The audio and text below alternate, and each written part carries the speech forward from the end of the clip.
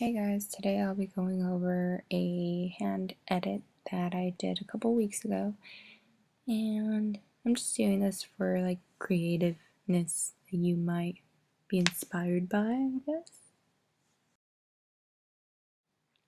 So the first thing I'm going to do is I'm going to open curves, and I'm just going to make some adjustments here, pulling and seeing what I like. This is what I usually do. I usually go into curves first just so I can get that pop of contrast that I really want. Every image is going to be different. If you're doing your own image, it's probably going to not look exactly the same, but you can use this as some kind of inspiration for your own image. Yeah, so you can see if you pull a little bit too hard, it's going to make some funky stuff happen. But just keep tweaking it as much as you like. I'm gonna keep doing that, and this is just with the curves. And so next I'm gonna use the hue and saturation, and I like to start off with my reds and play with those. So each individual color is only going to affect that color, and then you can adjust for saturation and lightness. What the lightness is going to do is it's going to make it more dull, or it's going to make it like more bright. I hope that makes some sense. And then the hue is just going to change, obviously the hue, but it'll change it dramatically. So you want to be very subtle with that. And then the saturation will obviously decrease or increase your saturation for that hue. And then I just go through every color and just see what it does, basically. It's more like playing. You just have fun. Like, there's no rules, just have fun.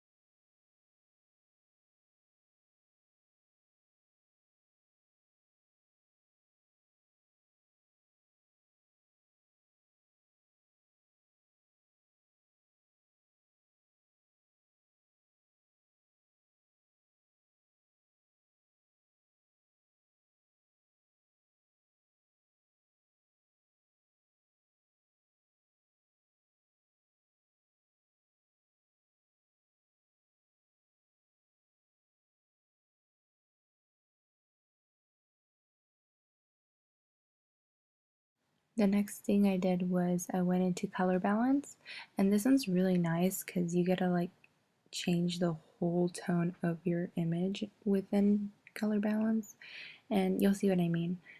So like if I pull it a little bit, it's gonna give it a different feel. Like it can get warmer, you can get cooler. But the cool thing is that since you're only applying it to certain locations, like the shadows, the highlights, and the midtones, you can create like a really good like variation between those, and then just make it really pop, which is what I really like to do personally. And so out of everything in Photoshop, I think that color balance is my favorite to use, just because you can add like so many, and you can create more than one color balance. You know how like right there you can see in my adjustment panel it says color balance 1.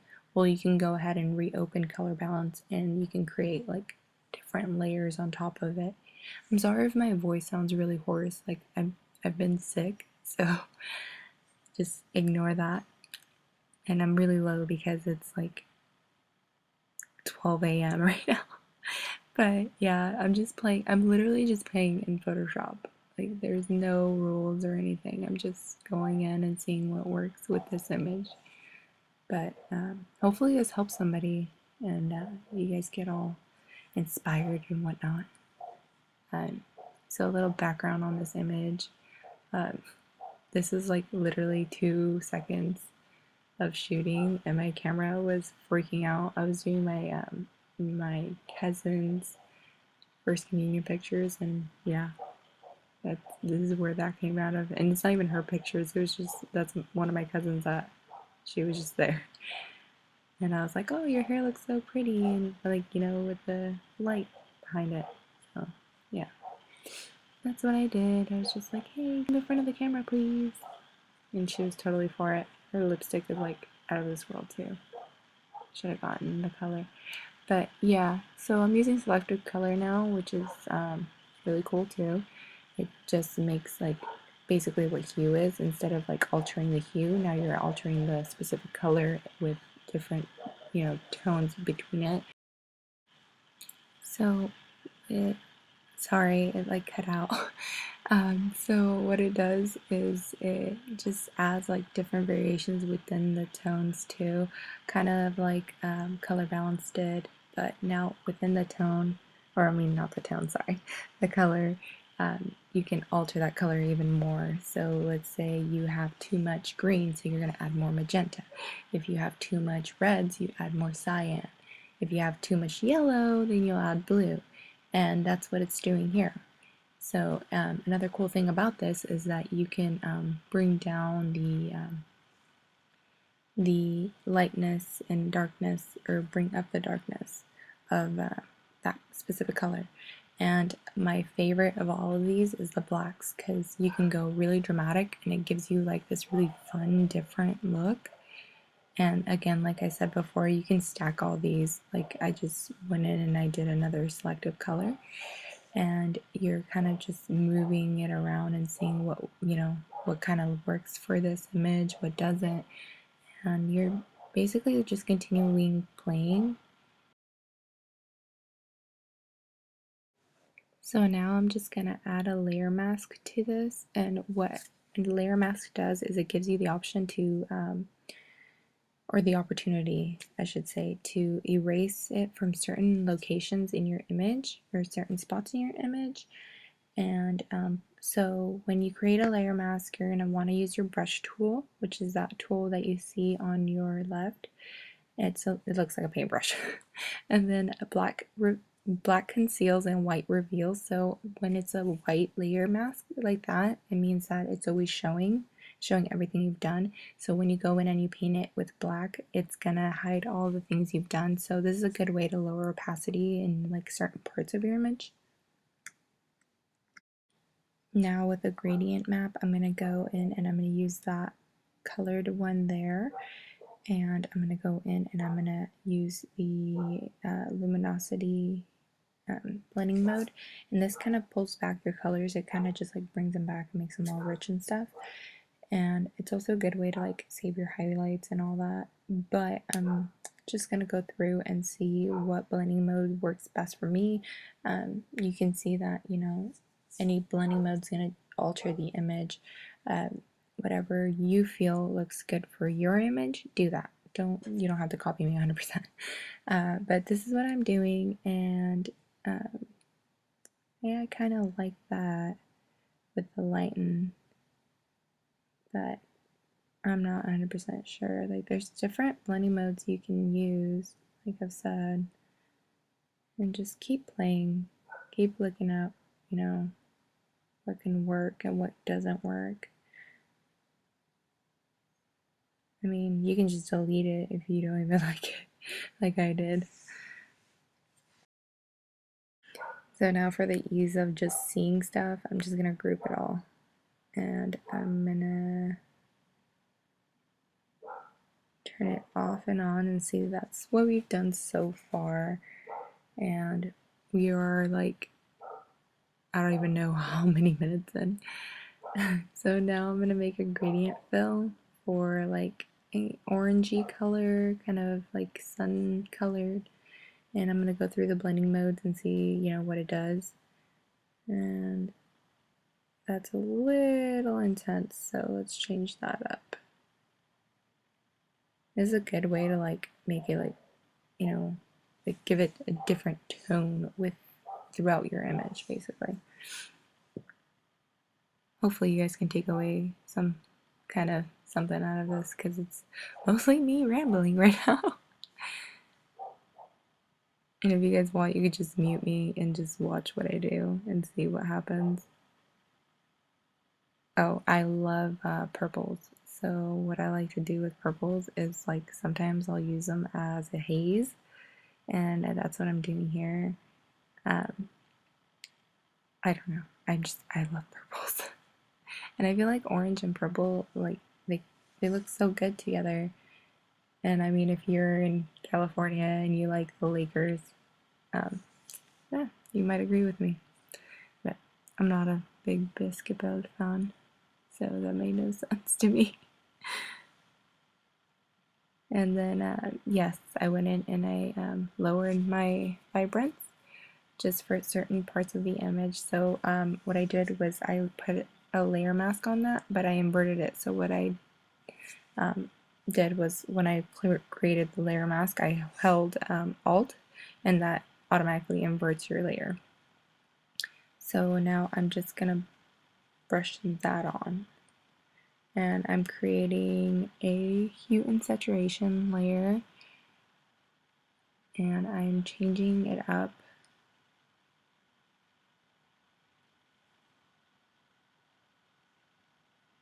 I'm just trying to get like her skin tones just right, basically.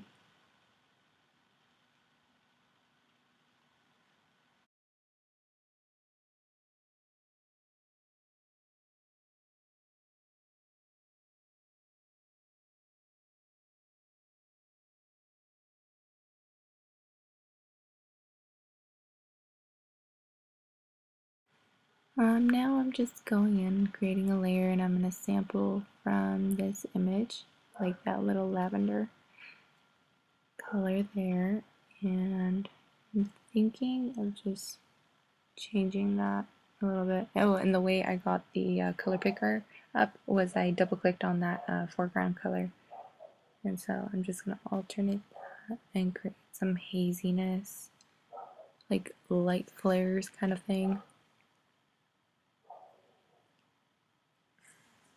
Adds a little bit more orange.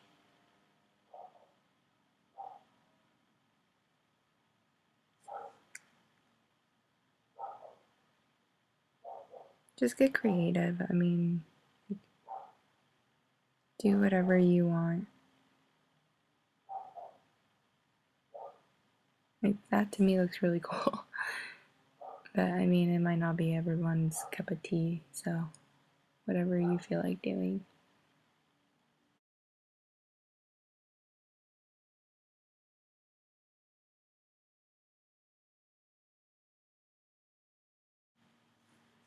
Now I'm just going to group them so we can see what we've done so far. So far so good. Just add a little bit more variation of color in her skin.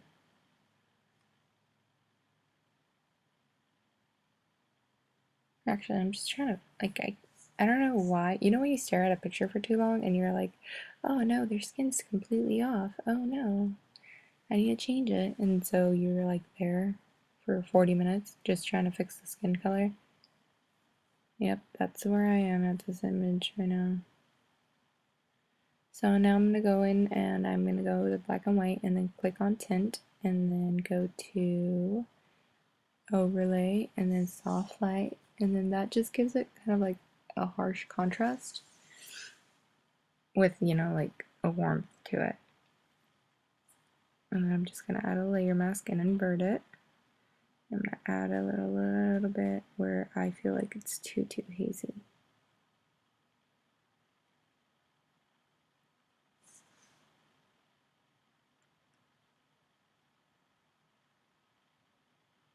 And then grouping that, and that's what that did. So far we've made it pretty poppy, and we've added a couple colors in there. And yeah, we've done all that so far. And then I'm gonna fix these little like flyaways that she has over here. It was a really windy day.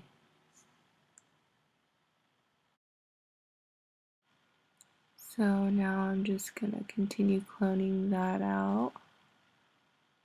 I'm using the clone stamp tool, so all you have to do is press press the S on your keyboard, and it automatically comes up.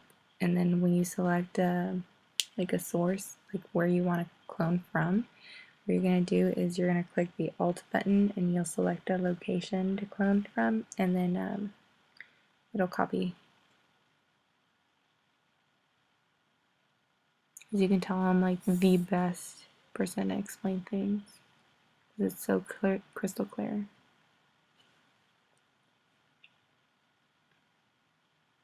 And I'm just going in and I'm trying to like fine tune it. So this video is going to be like 100 hours long.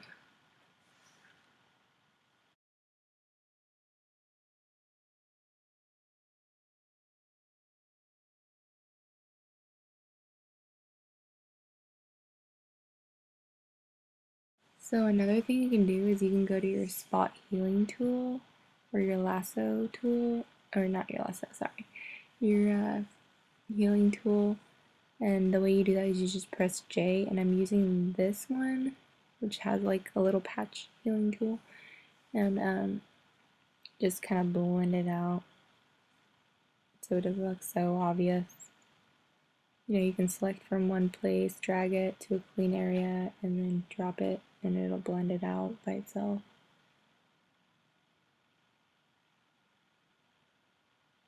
And then I'm going to add a mask just so I get rid of like the places I didn't really need it.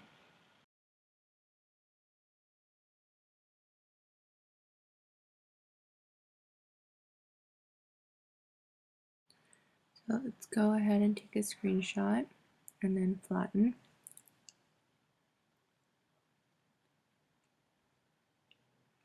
Now we're going to do some frequency separation. So I duplicated our background layer twice.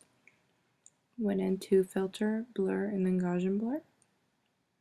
And now I'm finding a sweet spot of blur where it's making the skin buttery but not, you know, absolutely fine.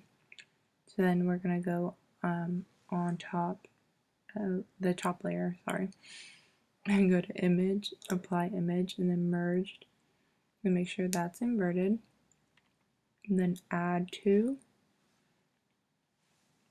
and then select it from layer 1, and click OK. And then we're going to go to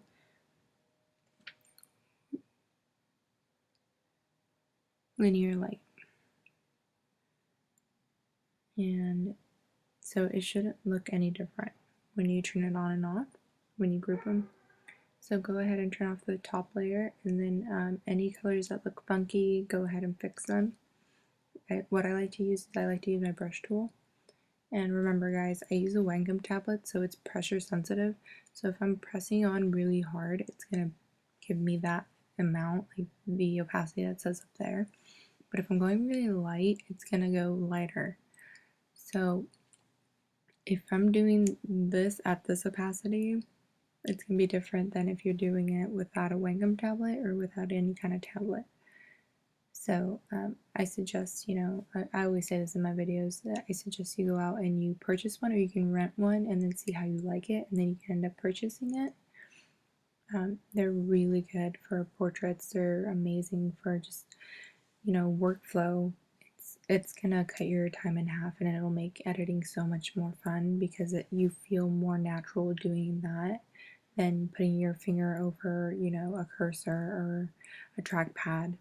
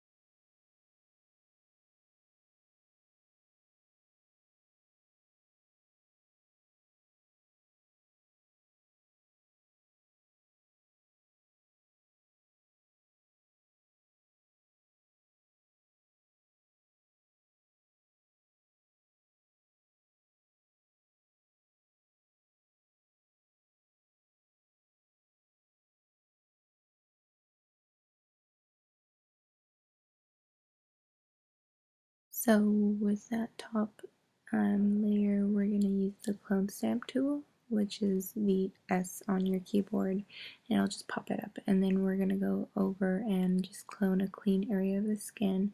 And what this is going to do is it's going to blur out any kind of like harsh detail. Like really, she does not have any acne at all. Like if anything, she has just like little minor bumps. But I mean, for the sake of the tutorial, I'm basically turning the skin into butter. So yeah, just use a very light opacity on this. And again, I'm using a Wacom tablet, so my opacity is pressure sensitive.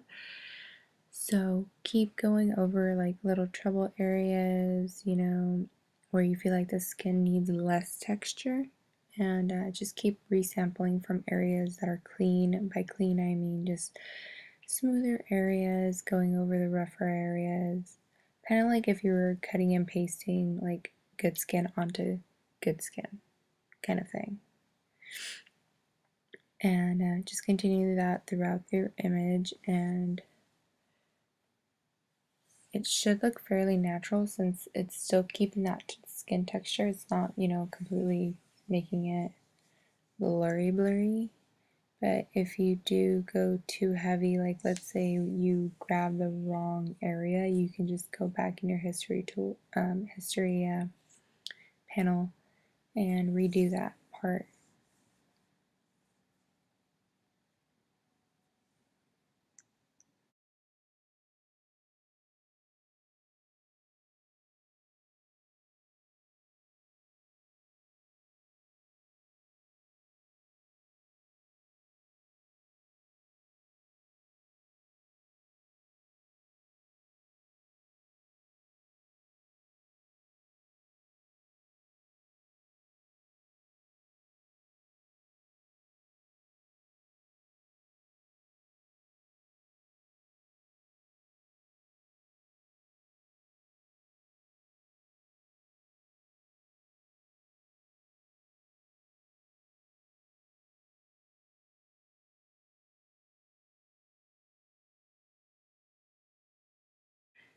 So let's look at a before and after. So that's just with like little minor things. It doesn't really make much of a difference, but if she would have had like a bunch of acne or anything, then this would be a really good way to like do acne kind of prone skin detailing, the whole shebang of like skin editing. I love frequency separation. It's so good. Like you keep the detail, but you make it perfect. I don't know if that makes any sense. I mean, what is perfect skin anyway? So, anyways, I went back in and I got some color balance, and I'm using it just to tone my image a little bit more, just because it seems a little flat in the colors. So I just want to kind of pump up all the colors and see, you know, maybe I can use a little bit more, maybe I don't need any, but you never know when a picture is done until like you've gone through everything and you're like, okay, no, it looks fine. All right, now I'm done. But yeah, I just like going in and like fine tuning the editing and seeing what else I can do and having fun with it. So yeah, just keep playing. Utilize all the adjustments that you have in Photoshop, and just keep playing, keep seeing what you can do. And then what I'm doing here in the curves is I went back in to where it has that drop down menu. I'm selecting on the reds, and then I'm just modifying the reds to see what I can do to just pop it a little bit more without going too overboard. And then now I'm going into the greens and seeing that.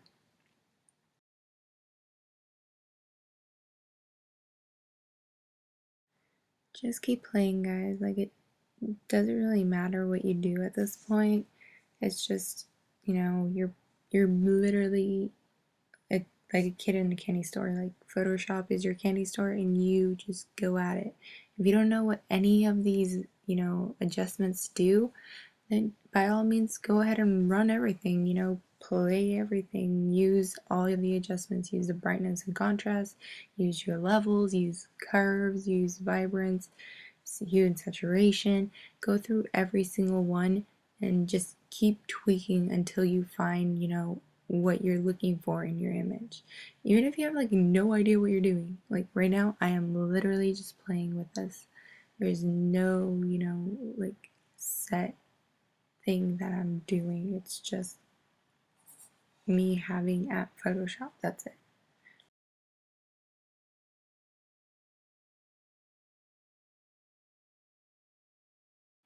And again, just to make sure that we're not like botching everything, I just went in and I created another snapshot and then I flattened. So that's where we are right now, and I'm just going to go ahead and click on the flatten layer there in our history.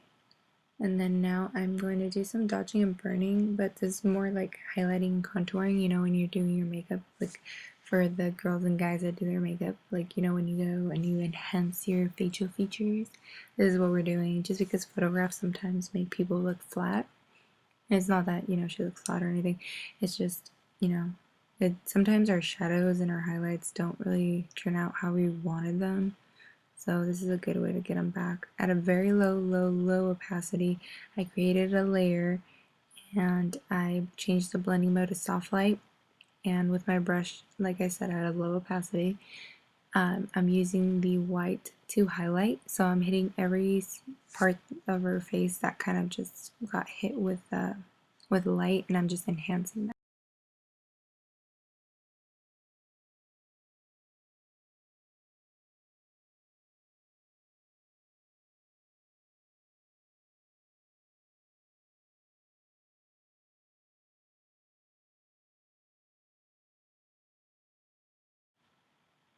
So now I'm going to turn up my opacity and I'm going to create another layer. And then again put it on the blending mode to soft light. And now I'm switching over to a black blending brush, sorry, a black brush. And I'm just gonna go into the shadows of the image. So basically like under her cheekbone, on the side of her nose, a bit of where the eyeshadow is, kind of creating more depth, going over her eyebrows at some point, in the hair, just detailing like the blacks of the image. You don't want to touch anything that's been light just because you are going to darken it, and that's kind of counterproductive of what you're doing. But you might have an instance where in your image you want to make your highlights a little darker, and this is one way you can do it.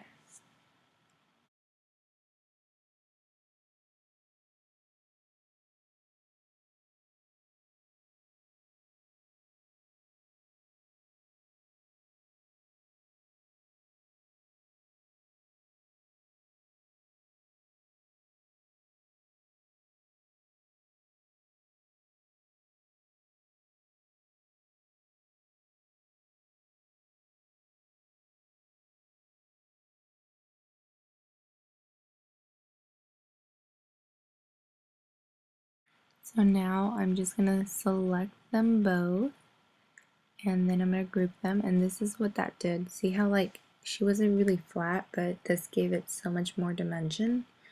So that's for the highlights, and then this is a shadow, so I'm going to put back on the shadows. And sometimes you'll see that the shadows are like a little too intense, so then you pull them back, but right now they look really good, so this looks good to me.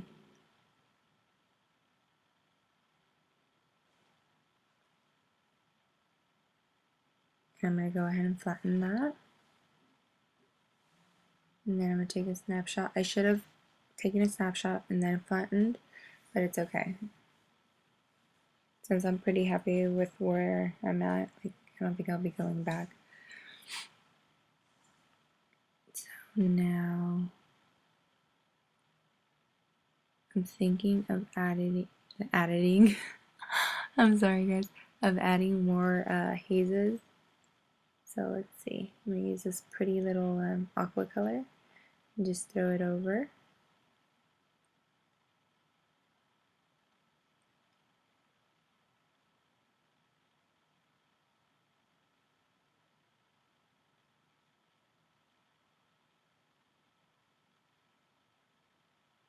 That adds a really nice, like, flared look. I really like that. I'm gonna play around with it some more. Thinking of adding some kind of Barney colors.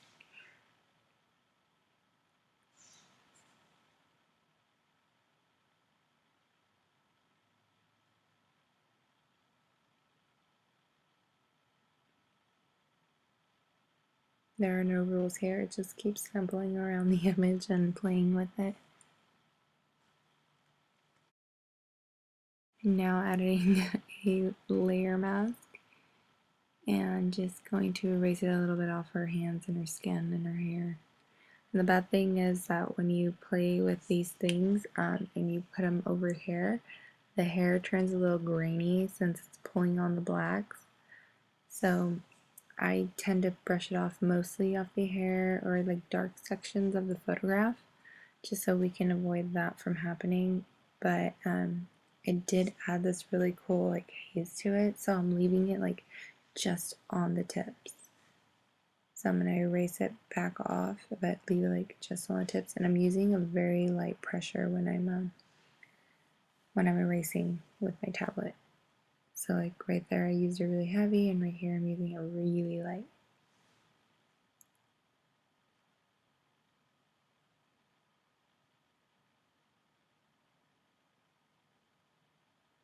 I think these are my favorite kind of photos to edit. It's just like the really random, fun ones where there was no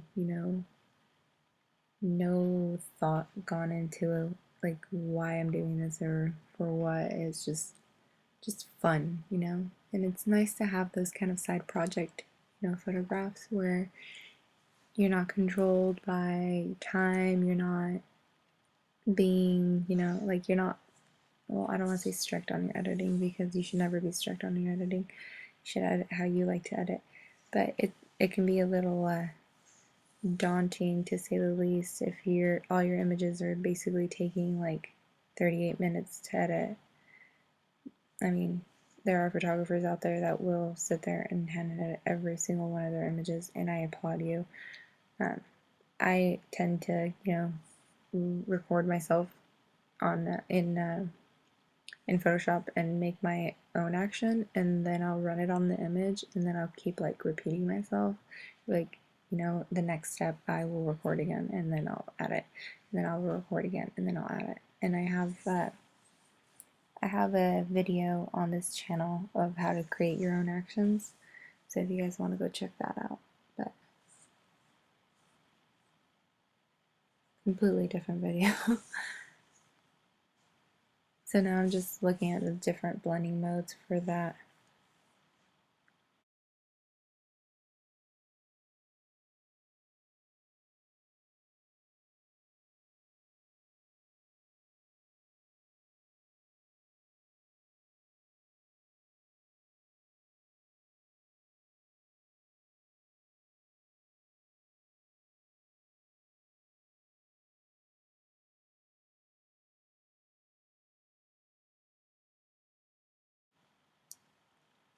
Yeah, see, I really like that, like how it looks all like hazy, but not too hazy. Like it just adds like a really cool effect. What does it remind you guys of? Like I don't know what it reminds me of. It reminds me of something. I don't know. Like I can't think of what it reminds me of. I don't know. That makes no sense because I'm remembering something, right? But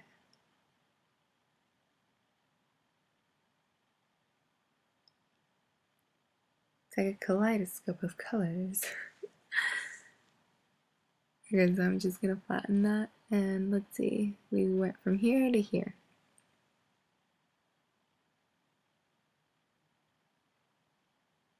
And I think we're gonna pump up the color. So let's pump it up all the way. And then I'm gonna create a layer mask. And I'm gonna invert it. I'm gonna paint it on her lips. I'm telling you guys, that lipstick was out of this world. And I'm gonna make it pop on her, like on the sunflower in the background, on some of the colors down there. Yeah, let's see, that looks cool.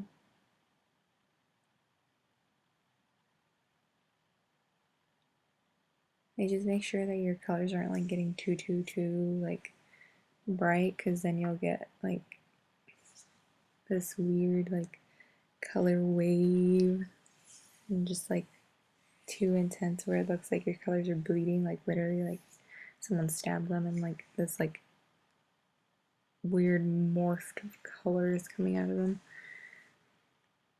If you overdo it, you'll know what I mean.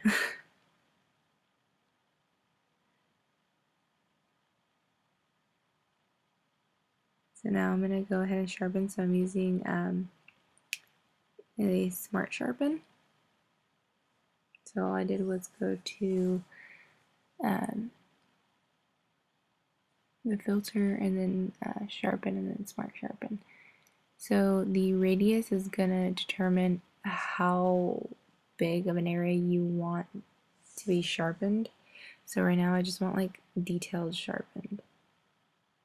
So I made those adjustments there and it's gonna load.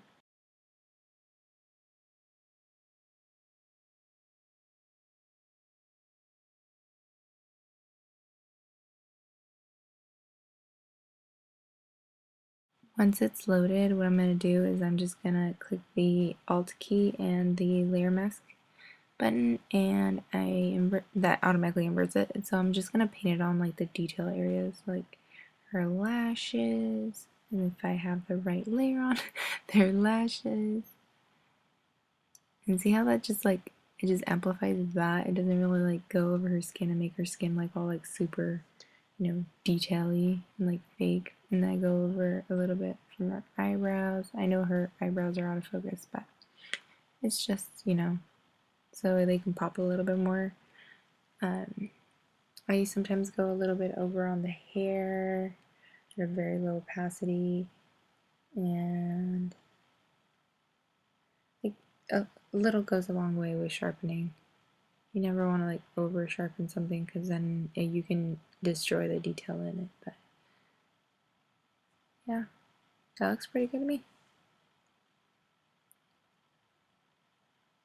So here is our before, and here is our fun little edit after. And that's it, guys. Thank you so much for watching, and I hope you have a wonderful day.